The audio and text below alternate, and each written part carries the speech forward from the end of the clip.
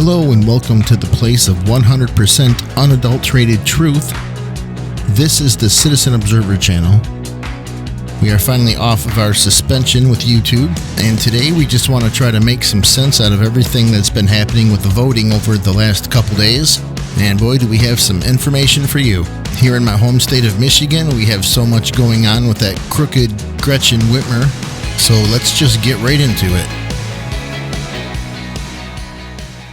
The Trump campaign on Wednesday announced that they were filing suit in Michigan after two massive dumps of ballots arrived mysteriously for Joe Biden overnight. And this graph shows here, and here's the other, two huge spikes only for Joe Biden, and coincidentally just enough to close the gap. I believe one was 128,000 of just nothing but Joe Biden votes, and the other was 144,000. Both appearing right after Michigan decided to go ahead and close the voting, like they called it quits for the day. That accompanied with Michigan, a lot of polling places would not allow polling watchers to come in. So if you wanted to come in and watch them count and just kind of observe everything like we have the right to do, they were aggressively turning people away at the door. So no meaningful access was allowed to these polling places, many of them. And Michigan law guarantees access to these polling places, so in Trump's lawsuit to Michigan, he wants access to the ballots that were even counted that they were not given access to, which is something we'll touch on in a little bit. Okay, so next we're going to play a few videos of people that were out voting, and these were videos that were sent in from potential poll watchers and experiences of people who were voting, some of the experiences they had. So explain one more time.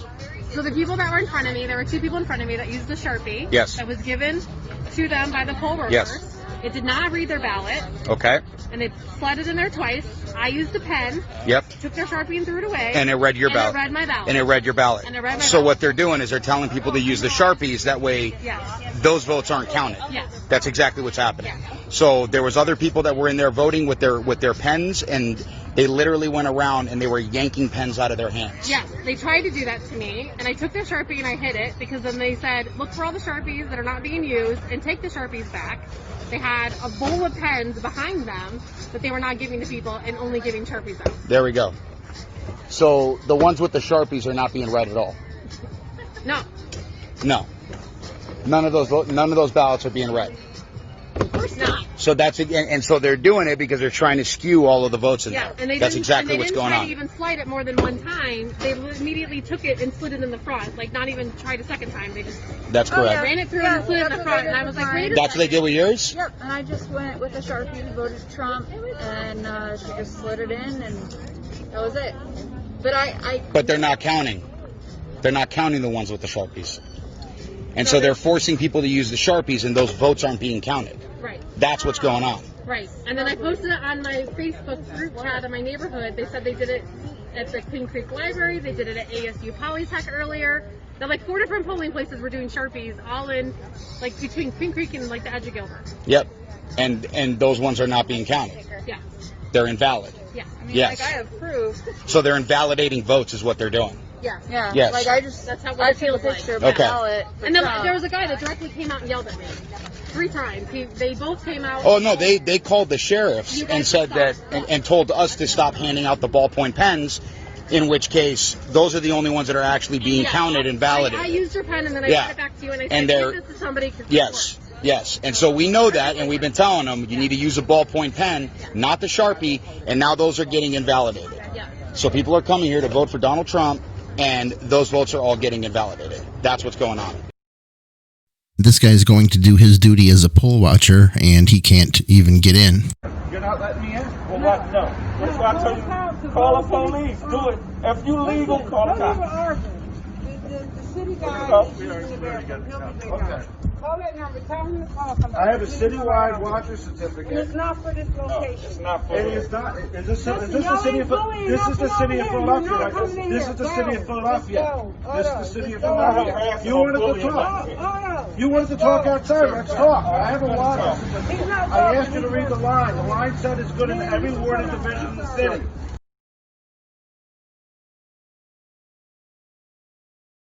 And this gentleman went to observe as independent media and gives his account. The Good morning. I'm Chris Padome. I'm going to give my account what happened. I was here, actually been here for quite a bit, and was here with members of the Trump campaign and came in a media capacity to obtain content information on election night, and unfortunately was stereotyped in that regard, and you can take for that what you may, and was not able to obtain any type of access by any means, and got a little bit, I guess you can say assertive or aggressive is the word, so to speak, and the question was asked at 1:30 in the morning, why are you here? And our response was, well, it's election night. That's why we're here, and you guys are obviously counting ballots. And it was unique because they said they had an hour and a half left of counting to do, and an official came out who was kind and asked us to sign documents, and a few moments later we were asked to leave. Well, I find it ironic we were asked to leave within 10 to 12 minutes when they said they had an hour and a half of counting left to do, and clearly that was an attack I think on any type of conservative media or any individual or entity that wanted to have access and cover. And we find it very unique that other outlets are able to have full access, but we were not given any type of access whatsoever. And they question the validity of my background or any type of media, any type of experience whatsoever. So that was my personal account, and that's it. Next, we have Project Veritas got a call from a whistleblower in Traverse City, Michigan, who works at the post office and was given some shady instructions from his supervisor. Tell us where you work. I work in the Traverse City Post Office, more specifically the Barlow branch. Your boss told you and your colleagues something that shocked you this morning. What was it? We were issued a directive this morning to collect any ballots we find in mailboxes, collection boxes, just outgoing mail in general, separate them at the end of the day so that they could hand stamp them with the previous day's date. Today is November 4th, for clarification. Who is your boss, and what is his title? Jonathan would be a direct supervisor, yes. As of right now, he is the opening supervisor for the Barlow branch post office. So and this is anecdotal, a carrier down in another office said they watched the postmaster doing it. If it were just a typical day, it would be clerks doing it up at the distribution center. So 8 p.m. election day, November 3rd, the Court of Appeals ruled ballots have to be received by that time. And what were you told? To separate them today so they could mark them with yesterday's date and send them through the express system to wherever they needed to go. This appears to be an attempt to circumvent Michigan law and allow late votes. And you said there was a hamper where letter carriers were supposed to leave their ballots.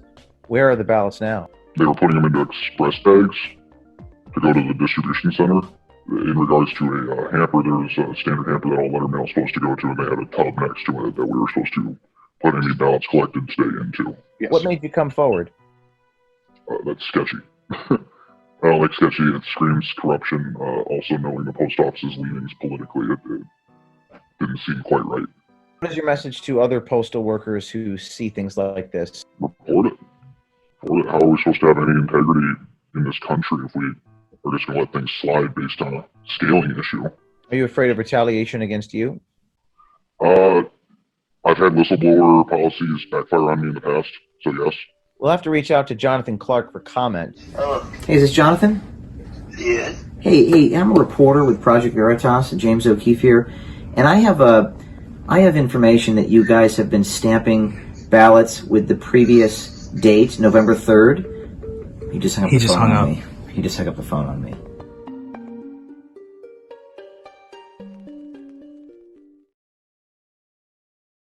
So you know what this says, don't you? All of those governors, all of those people who are involved, whether it be financially contributing to the effort to disenfranchise us, or if they're getting paid working in the polling stations, smuggling in or smuggling out ballots, they don't care. They have no concern on who we want our elected officials to be. They want to choose for us. And they're offended and pissed off because we want to choose for ourselves. This is a perfect example and exactly why the media is the enemy of the people. Because this could not be done without them. Okay, next we have Trump came out a couple hours ago just informing the people of what's going on and the effort being put into saving the elections.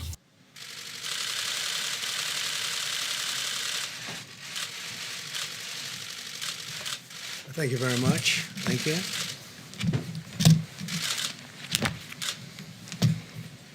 Good evening. I'd like to provide the American people with an update on our efforts to protect the integrity of our very important 2020 election. If you count the legal votes, I easily win.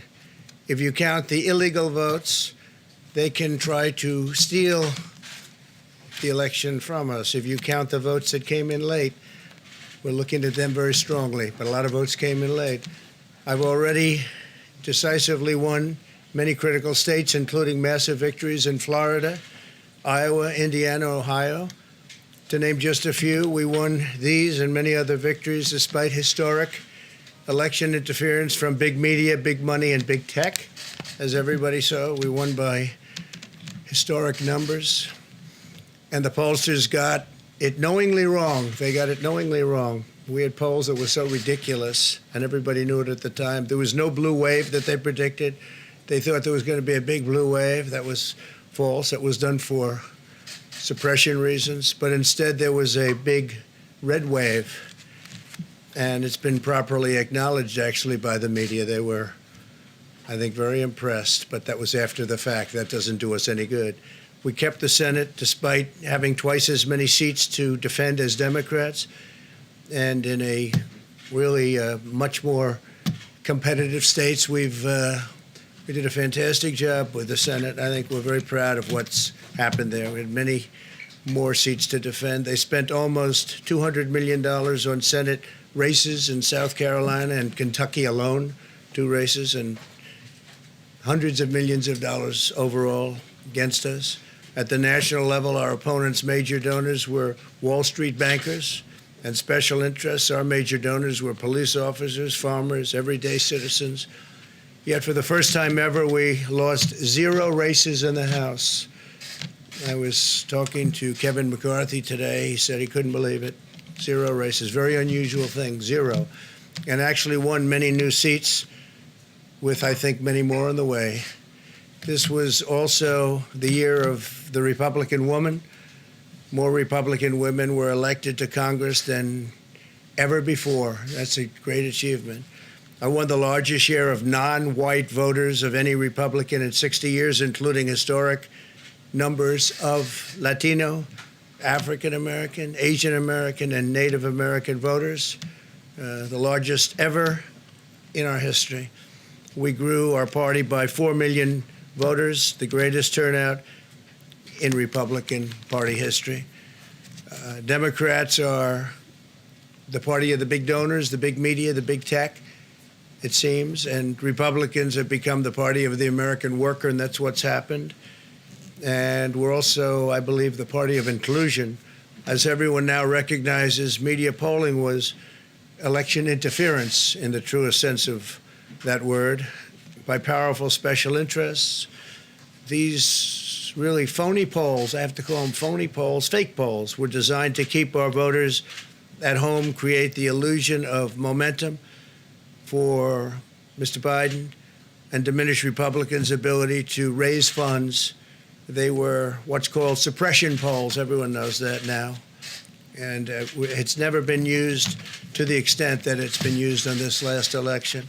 To highlight just a few examples, the day before election, Quinnipiac, which was wrong on every occasion that I know of, had Joe Biden up by 5 points in Florida, and they were off by 8.4 points, and I won Florida easily. So they had me losing Florida by a lot, and I ended up winning Florida by a lot. Other than that, they were very accurate. They had him up 4 points in Ohio, and they were off by 12.2 points. And I also won Ohio, great state of Ohio, very easily. The Washington Post had Biden up 17 points in Wisconsin, and it was basically even. They were off by about 17 points. And they knew that. They're not stupid people. They knew that. Suppression. There are now only a few states yet to be decided in the presidential race. The voting apparatus of those states are run in all cases by Democrats. We were winning in all the key locations by a lot, actually. And then our numbers started miraculously getting whittled away in secret, and they wouldn't allow legally permissible observers. We went to court in a couple of instances, and we were able to get the observers put in. And when the observers got there, they wanted them 60, 70 feet away, 80 feet, 100 feet away, or outside the building to observe people inside the building. And we won a case, a big case, and we have others happening. There are lots of litigation, even beyond our litigation. There's tremendous amount of litigation generally because of how unfair this process was. And I predicted that. I've been talking about mail-in voting for a long time. It's really destroyed our system. It's a corrupt system, and it makes people corrupt even if they aren't by nature. But they become corrupt. It's too easy. They want to find out how many votes they need, and then they seem to be able to find them. They wait, and then they find them. And you see that on election night. We were ahead in vote in North Carolina by a lot, tremendous number of votes.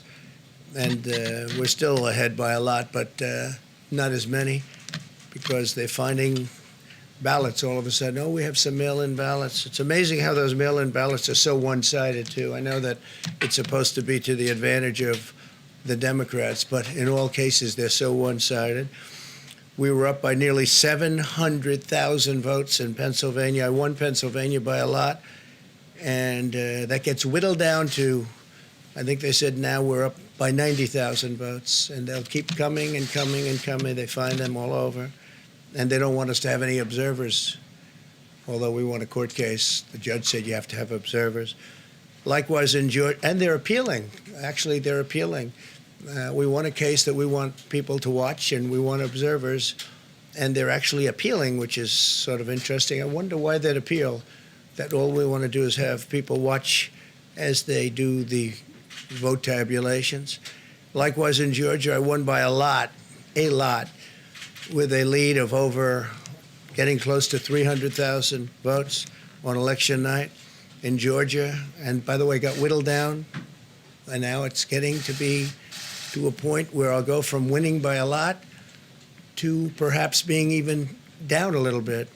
In Georgia, a pipe burst in a faraway location, totally unrelated to the location of what was happening, and they stopped counting for 4 hours, and a lot of things happened.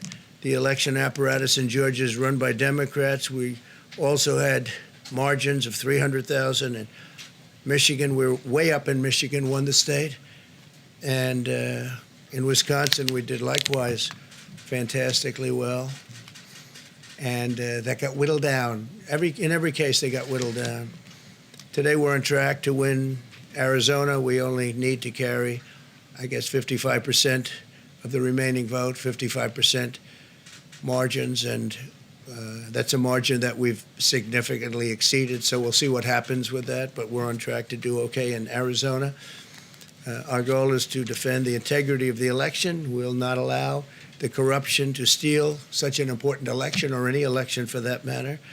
And we can't allow anybody to silence our voters and manufacture results. I've been doing a lot of public things for a long time. I've never had anything that's been as inspirational, by people calling, talking, sending things to us. I've never seen such love and such affection and such spirit as I've seen for this. People know what's happening, and they see what's happening, and it's before their eyes. And there are many instances which will be reported very shortly. There's tremendous litigation going on, and this is a case where they're trying to steal an election. They're trying to rig an election. And we can't let that happen. Detroit and Philadelphia, known as two of the most corrupt political places anywhere in our country, easily cannot be responsible for engineering the outcome of a presidential race, a very important presidential race. In Pennsylvania, Democrats have gone to the state Supreme Court to try and ban our election observers, and very strongly. Now, we won the case, but they're going forward. They don't want anybody in there. They don't want anybody watching them as they count the ballots. And I can't imagine why. There's absolutely no legitimate reason why they would not want to have people watching this process, because if it's straight, they should be proud of it. Instead, they're trying, obviously, to commit fraud. There's no question about that. In Philadelphia, observers have been kept far away, very far away, so far that people are using binoculars to try and see, and there's been tremendous problems caused. They put paper on all of the windows so you can't see in, and the people that are banned are very unhappy and become somewhat violent. The 11th Circuit ruled that in Georgia the votes have been in by Election Day, that they should be in by Election Day, and they weren't. Votes are coming in after Election Day. And they had a ruling already that you have to have the votes in by Election Day. To the best of my knowledge, votes should be in by Election Day. And they didn't do that. Democrat officials never believed they could win this election honestly. I really believe that. That's why they did the mail-in ballots, where there's tremendous corruption and fraud going on. That's why they mailed out tens of millions of unsolicited ballots without any verification measures whatsoever. And I've told everybody that these things would happen because I've seen it happen. I watched a lot of different elections before they decided to go with this big, massive election with tens of millions of ballots going out to everybody, in many cases totally unsolicited. This was unprecedented in American history. This was by design, despite years of claiming to care about the election security. They refused to include any requirement to verify signatures, identities, or even determine whether they're eligible or ineligible to vote. People are walking in there. They have no idea. They're just taking numbers. They're writing down things, the workers, and doing a lot of bad things. And we have a lot of information coming and litigation that you'll see that will shake even you people up. And you've seen it all. The officials overseeing the counting in Pennsylvania and other key states are all part of a corrupt Democrat machine that you've written about, and for a long time you've been writing about the corrupt Democrat machine. I went to school there, and I know a lot about it. It hasn't changed. It's a long time ago, and hasn't changed. It's gotten worse. In Pennsylvania, partisan Democrats have allowed ballots in the state to be received 3 days after the election, and we think much more than that. And they're counting those without even postmarks or any identification whatsoever. So you don't have postmarks, you don't have identification. There have been a number of disturbing irregularities across the nation. Our campaign has been denied access to observe any counting in Detroit. Detroit is another place, and I wouldn't say it has the best reputation for election integrity. Poll workers in Michigan were duplicating ballots, but when our observers attempted to challenge the activity, those poll workers jumped in front of the volunteers to block their view so that they couldn't see what they were doing. And it became a little bit dangerous.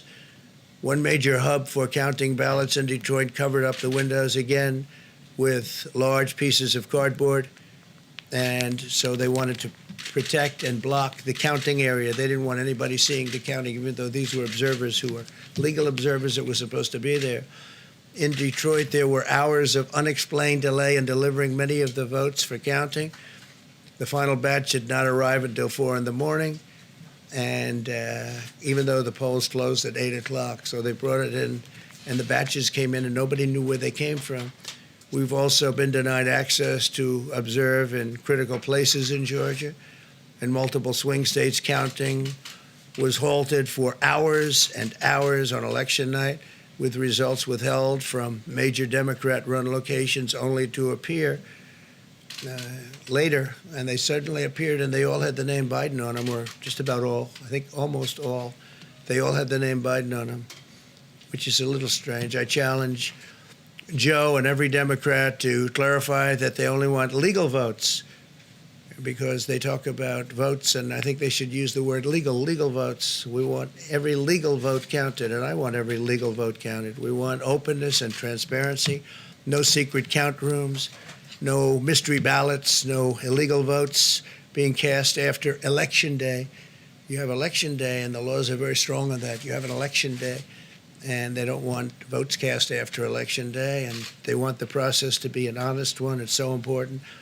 We want an honest election, and we want an honest count, and we want honest people working back there because it's a very important job. So that's the way this country is going to win. That's the way the United States will win, and we think we will win the election very easily. We think there's going to be a lot of litigation because we have so much evidence, so much proof, and it's going to end up perhaps at the highest court in the land.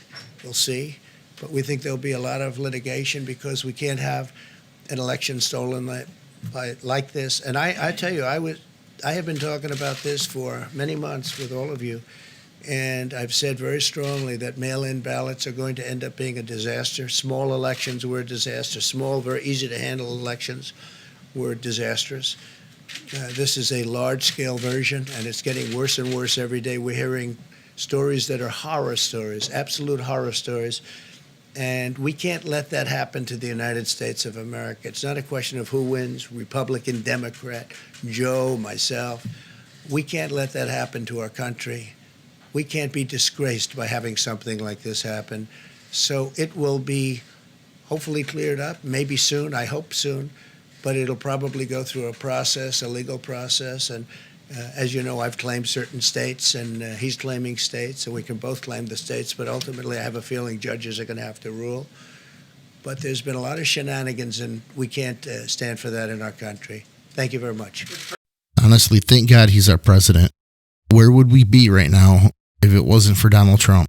The least we can do is to hold an image in our minds of like a glimpse into the future, seeing his efforts at this fight he's facing being successful and seeing him and his family being safe. Like, just imagine yourself talking to a friend and it's in the near future and you're talking about, man, isn't it awesome Donald Trump really pulled this off? Thank God him and his family kept safe through the process. Imagine you're having that conversation with someone and the words and the feeling and everything about it you're hearing and feeling in that exact moment, even to the point where you feel the relief of it being over and we were successful and they were all kept safe.